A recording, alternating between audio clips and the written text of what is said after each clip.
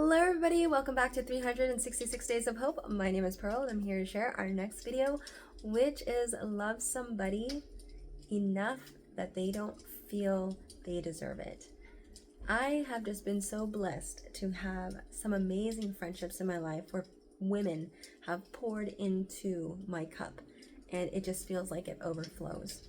I have had an amazing best friend that has been my friend since college, who has been with me through thick and thin, and where I feel like we're constantly talking to each other, and she's become super close to me, even though we were super close while I was away in Korea. But when we came back to the States, it was like as if time had never passed, and we were able to just connect and then kind of encourage each other to grow in our different fields. She was never the type of female that would, feel like she's competing with you, but rather she's just cheering you on, and vice versa. We would pray for each other, and we would have these weekly, engagements and connections, which I am so thankful for.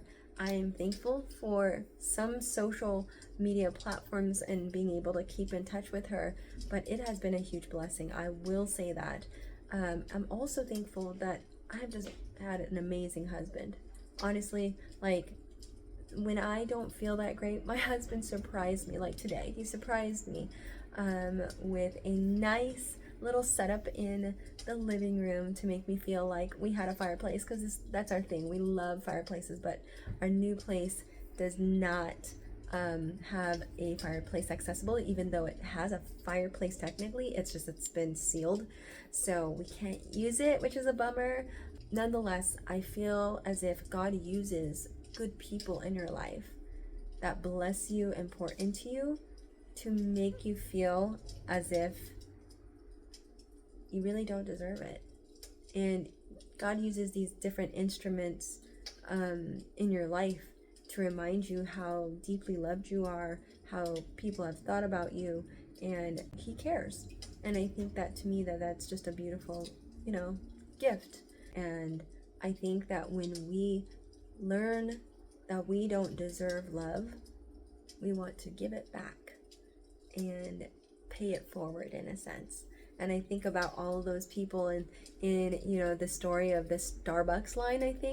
I don't recall how long that line kept going, but people were paying it forward, paying for the person behind them, and it just kept going, this sort of thing, until eventually it stopped. But nonetheless, I thought that was very, very sweet, that there was this kind of movement towards deeply loving people, so that people may feel like, I don't deserve that, but thank you, and that sense of gratitude.